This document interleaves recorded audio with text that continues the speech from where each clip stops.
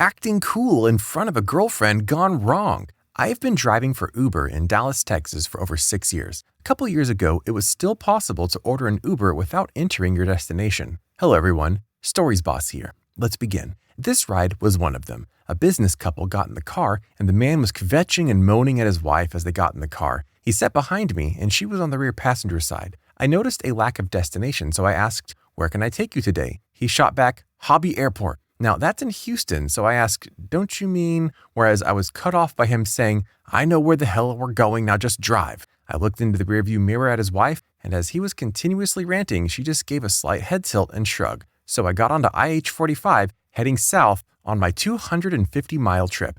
As we were getting out into the boonies, he finally caught his breath, noticed we're halfway to East Jesus, Texas, and demanded to know where the feck I was taking him. I said that he wanted to go to Houston Hobby Airport, and that's where I was going. He then yelled, "You should know damn well I want to go to the Dallas Love Field Airport." As I turned around to go back, OMG, the moose was on the loose.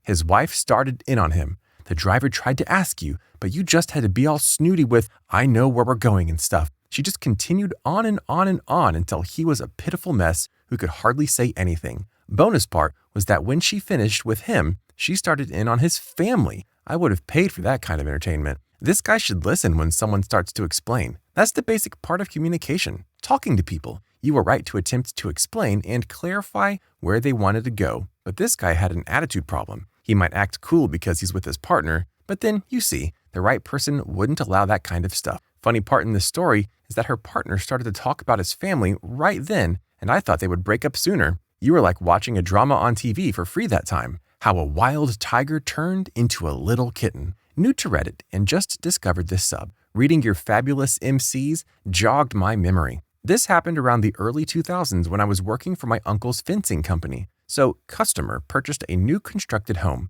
cookie cutter, everything builder grade. The land plots were divided only by fluorescent orange marking spray paint, hardly official. My uncle submitted a bid per customer's request, and we got the project. We had the lowest bid, around $1,200 lower than the competition. The caveat? We collect full payment up front. Not a deal breaker for customers, as we accept credit card payments. This way, both parties are protected from fraud. During that time, my uncle had just left his previous job as a land surveyor. His specialty? Property line surveying. The estimated property line, marked by the above-mentioned orange spray paint, was nearly 2 feet off on one side of the customer A's property. My uncle makes the necessary adjustment markings, and we start digging the post holes. Customer A makes a surprise job site visit/inspection. He sees our post holes and turns beet red. He rushes towards us and starts dropping bombs left and right. "What are you doing? You're giving away part of my property to my neighbor. Can't you see the bright orange markings on the dirt? I want you geniuses to fill up these holes ASAP and dig right where the orange lines are. I want my fence directly on top of the orange lines." I just about lost it and was about to get in the customer's face. My uncle stops me and he tries to explain. "The orange lines are off. Customer A, I'm the one paying here, not you. So you follow my directions." My uncle, "Please let me explain." Customer A, No, no, no. I have paid you in full. You're not paid to explain. You're paid to build my fence exactly the way I want it, where I want it. This conversation is over." He drives off and my uncle looks at me with a malicious smile. "Hey, let's grab an early lunch and then we'll give him what he wants." I shrug. Over lunch, he calls my aunt, his secretary, to have her draft a new JOC work order contract. In it, it's explicitly and officially noted that the fence will be erected 22 inches east of the official property line and that the customer will shoulder full responsibility and liability should a conflict arise, either with their future new neighbor, the home next door was still unsold at that point, or any other party. Aunt emails the contract to customer A.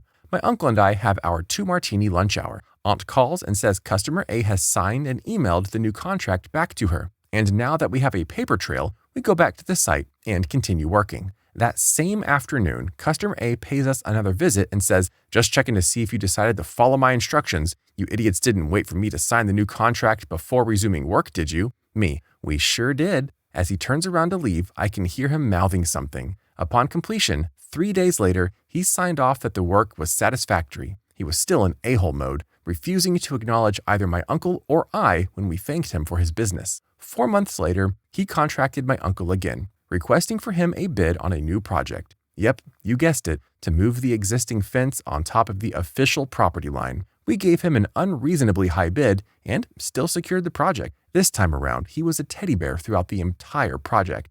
This story is a message to those people out there that even though you're paying, it doesn't mean you know better than the person you hired. If you know better than them, then do it on your own. You know you can't afford to do it all by yourself. That's why you're having someone else who knows the job, and pay them because they know what they should do, and hearing them out is a must. I stamped on a man's face, making him go to a hospital. I've never been in a fight in my life. A few years ago, on a night out for my birthday, the 29th of December, the town was dead, and we were super drunk. A man followed us from one bar to the next one and came up to us holding my friend's arm, telling us, "I'm taking her home with me." Our friend gets horribly drunk. I don't drink with her anymore because of this. She practically turns into a non-verbal toddler. We proceeded to tell this man that he is absolutely not taking our friend. She's practically unresponsive. No way. Until my aunt, 28, ended up in some ridiculous tug-of-war with him over the friend until he eventually tried to punch her in the face. At this point, I ran over to hit him, but before I could, my partner punched him in the face and he fell to the ground. I then stamped on his face. I had heeled boots on. We then went on to the next pub, totally unfazed. He had to go to the hospital. His face was all bashed up. He was okay though, and managed to spin a story and work on how he was protecting a woman. Turns out I know someone he works with. Small town.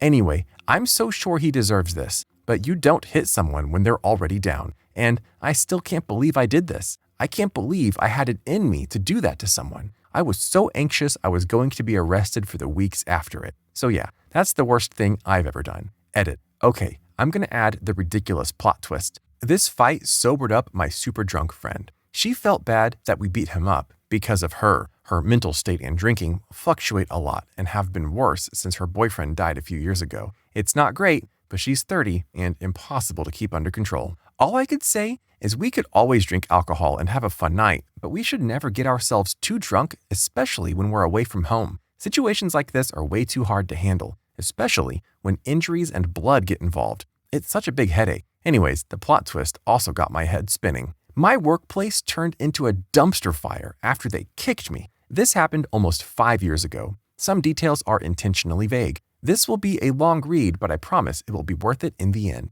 I was working in an organization that was super toxic, so much so that we were a revolving door. Most employees stayed only a few months. To counter this, our management put 3 months' notice into everyone's contract, including existing employees.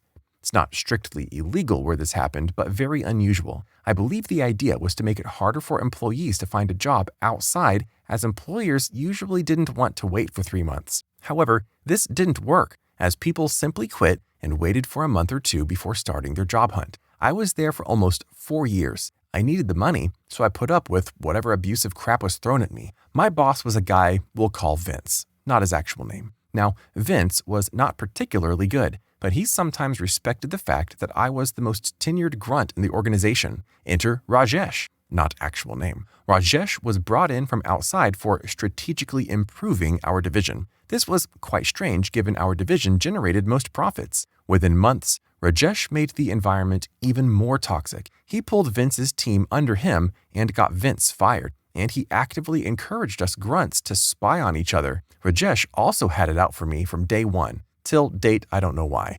He started making my life harder than the others. This culminated in him taking me aside and telling me that I was not pulling my weight. Now at this point, I was doing quite well in the organization, plus I was doing a lot of additional work since only I knew certain systems and processes. See high attrition above. So I was quite angry. I started looking out. I still wasn't brave enough to quit and start looking. Fortunately, I was able to find a job that was willing to wait 3 months. So it was my turn to take Rajesh aside and tell him I quit. Boy, Rajesh was pissed. He went from denial, "You can't quit," to negotiation. "What if I gave you a raise at the end of the year?" to acceptance. Thus, I was serving my notice and worked away like an honest bee, my usual work plus the additional work. At this point, I was called by HR and told that Rajesh wanted me gone. The insane part was that they wanted me to pay the company for the 2.5 months shortfall in notice. I obviously refused, then went back to check the contract. Turns out, the notice of less than 3 months could only happen through mutual consent,